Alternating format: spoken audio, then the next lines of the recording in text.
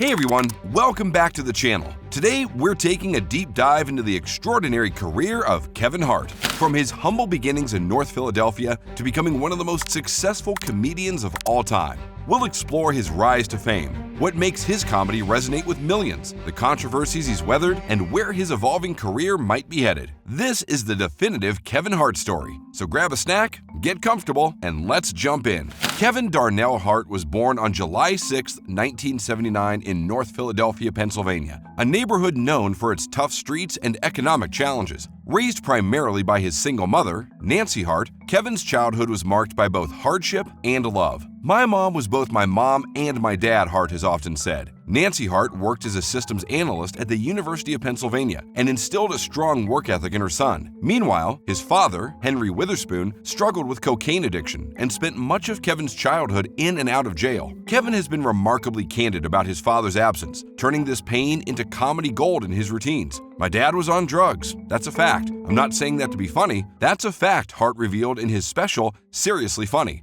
This ability to transform personal pain into universal humor would become a hallmark of his comedic style. Standing at just 5 feet 4 inches, Hart initially tried to channel his natural athleticism into sports during his high school years at George Washington High School. While he wasn't destined for athletic stardom, he discovered something more valuable. He could make his classmates laugh. After graduating, Hart briefly worked as a shoe salesman at City Sports in Philadelphia. It was during this time that he first tried stand-up at a local comedy club called the Laugh House. I'm trying to change her, but she's moving, like she's doing this shit.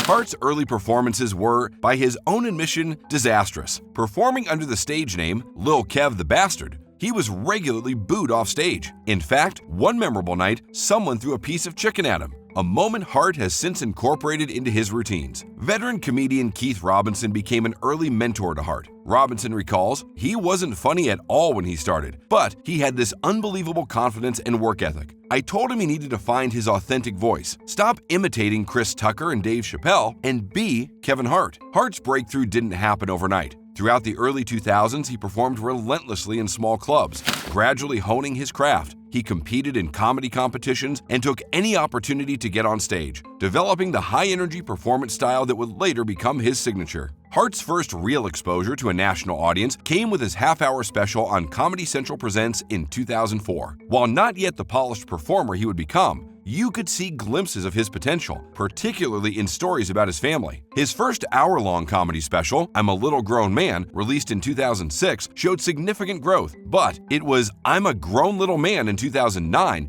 that truly announced Kevin Hart as a major comedic force. This special showcased Hart's ability to turn his insecurities, particularly about his height, into comedic strength. The real game changer came with Laugh at My Pain in 2011. My dad shows up with sweatpants on with no drawers.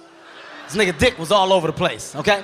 Grossing over $15 million, it became one of the most successful stand-up films of all time and transformed Hart into an arena-filling superstar. By 2015, Hart was performing in football stadiums, culminating in a historic 2016 performance at Philadelphia's Lincoln Financial Field, where he became the first comedian to sell out an NFL stadium, packing in over 50,000 fans in his hometown. While building his stand-up career, Hart was simultaneously working his way up in Hollywood. Early roles in films like Paper Soldiers from 2002. I know, and they can get ready to own this. Really? Half, like this half. Considering my cousin owns the whole thing, I don't know how that's gonna happen. Scary Movie 3 from 2003 and Soul Plane from 2004 gave him screen time, though many were stereotypical parts. Hart's persistence eventually paid off with scene-stealing supporting roles in films like The 40-Year-Old Virgin in 2005 and Little Fockers in 2010. These smaller parts showcased his natural charisma and comedic timing. The real Hollywood breakthrough came with Think Like a Man in 2012.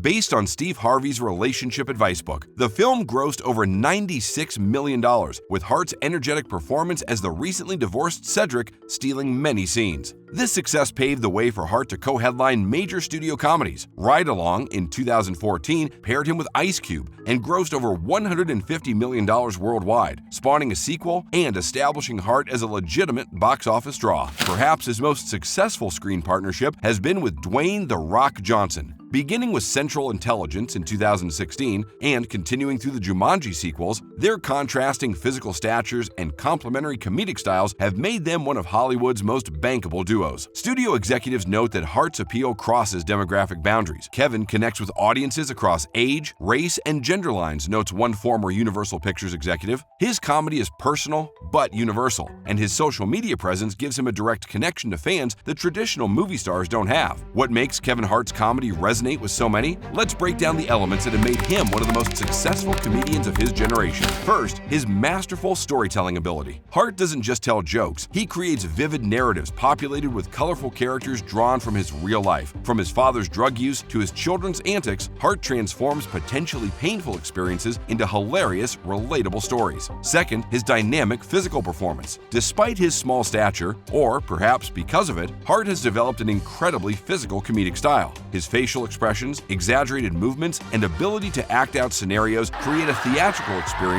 that transcends traditional stand-up. Comedy historian Cliff Nestoroff notes, Hart is part of the Richard Pryor tradition of mining your own vulnerabilities and insecurities for comedy, but he combines that with a Bill Cosby-like ability to create characters and Eddie Murphy's physical dynamism.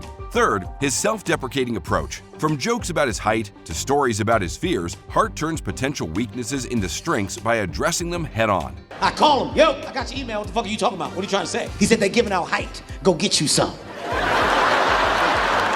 This vulnerability creates an immediate connection with audiences who recognize their own insecurities in his stories. Finally, Hart's energy is infectious. His enthusiasm and joy in performing create an atmosphere where audiences can't help but be swept along. As fellow comedian Tiffany Haddish has observed, Kevin gives 100% every time he's on stage. That energy transfers to the audience. They feel like they're part of something special. While many know Hart as a performer, fewer appreciate his business acumen. Over the years, Hart has transformed himself from a stand-up comedian into a global entertainment brand. Hart's entertainment company, Heartbeat Productions, has expanded beyond producing his stand-up specials to developing film and television projects for networks and streaming platforms. In 2022, Heartbeat secured a $100 million investment, valuing the company at over $650 million. Hart was also one of the first comedians to fully leverage social media. With over 150 million followers across platforms, he's built a direct-to-consumer channel that allows him to promote projects, sell tickets, and maintain relevance between major releases. His business portfolio includes lucrative endorsement deals with brands like Nike,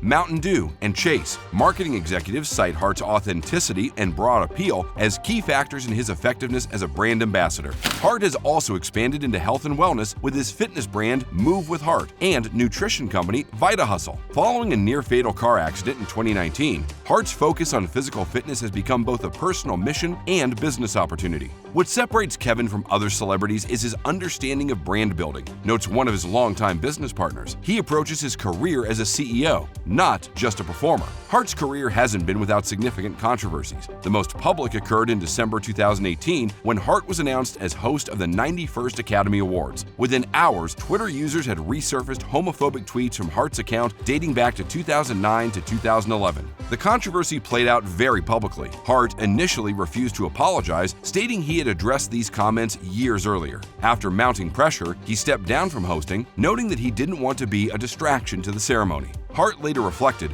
"I missed an opportunity to say simply that I don't condone any form of hate, and I'm sorry for the hurt those words caused. That was a missed opportunity, and I regret it." Cultural critics have debated whether Hart's response reflected genuine growth or calculated damage control. LGBTQ+ advocates have noted that while Hart's early material did contain homophobic content, his more recent work has moved away from such jokes. Hart has also faced personal controversies, including a 2017 cheating scandal while his wife, Anika, was pregnant with her son. Hart publicly apologized, calling it a bad error in judgment, and has since incorporated the experience into his stand-up, demonstrating his willingness to address personal failings. Critics have also pointed to Hart's comedy as sometimes relying on stereotypes, particularly around gender roles. Some feminists have criticized his jokes about women as occasionally reinforcing outdated norms. Defenders note that Hart's comedy has evolved significantly over time, and that his more recent material focuses more on his personal growth, family life, and broader societal observations rather than stereotypical humor. Beyond talent, what has truly set Kevin Hart apart Hart is his legendary work ethic. Former managers and fellow comedians consistently cite Hart's discipline and determination as key factors in his success. Even at the height of his fame, Hart maintains an exhausting touring schedule, performing hundreds of dates per year while simultaneously filming movies and developing new projects. "I don't believe in days off," Hart has said. "While you're sleeping, I'm working.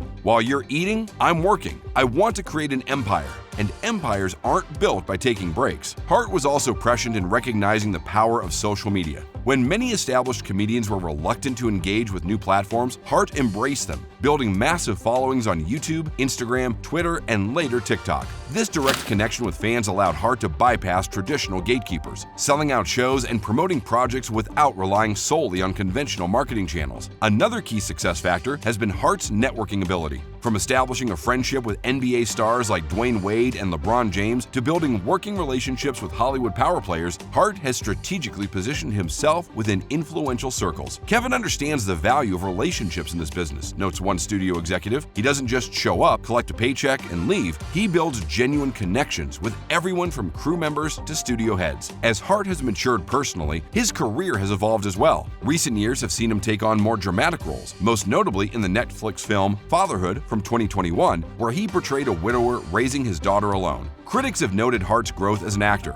with many praising his ability to bring emotional depth to characters while maintaining his essential likability. Hart's near-fatal car accident in September 2019, which left him with 3 spinal fractures and required extensive rehabilitation, has also influenced his perspective. "When you come close to losing it all, you appreciate what you have differently," Hart has said of the experience. This evolution is evident in projects like his Netflix documentary series Don't F This Up, where Hart showed unprecedented vulnerability in discussing his controversies, marriage struggles, and personal growth. His stand-up has similarly evolved, with recent specials exploring themes of family, responsibility, and legacy alongside his trademark high-energy comedy. As Hart enters this new phase of his career, we're seeing him expand in multiple directions simultaneously. His slate of upcoming projects includes action films, dramas, and even a limited series where he'll play a fictionalized version of himself. Hart is increasingly focused on production and direction, leveraging his Heartbeat company to develop projects for other performers. "I want to be the next Tyler Perry," Hart has stated, referencing the multi-hyphenate filmmaker who built a studio and entertainment empire. We're also seeing Hart step into the role of interviewer and host, with shows like Heart to Heart on Peacock showcasing his ability to have substantive conversations with fellow celebrities. Entertainment analysts predict Hart will continue to diversify his portfolio, potentially expanding into sports ownership. He's expressed interest in NBA team ownership, further developing his production company, and taking on more dramatic acting challenges. Hart himself has indicated he aims to be remembered as more than just a comedian. "I want my legacy to be about breaking barriers and showing that with hard work and determination, you can achieve anything, regardless of where you start." As we look at the arc of Kevin Hart's career, from struggling comedian to global superstar, several aspects of his legacy become clear. First, his influence on a new generation of comedians, particularly comedians of color, who have been inspired by Hart's success in crossing over to mainstream audiences without compromising his authentic voice. Second, his business impact, demonstrating that comedians can build entertainment empires beyond traditional stand-up and acting roles. Hart's multi-platform approach has created a blueprint for comedians in the digital age. Third, his philanthropic efforts, from the Kevin Hart Scholarship Fund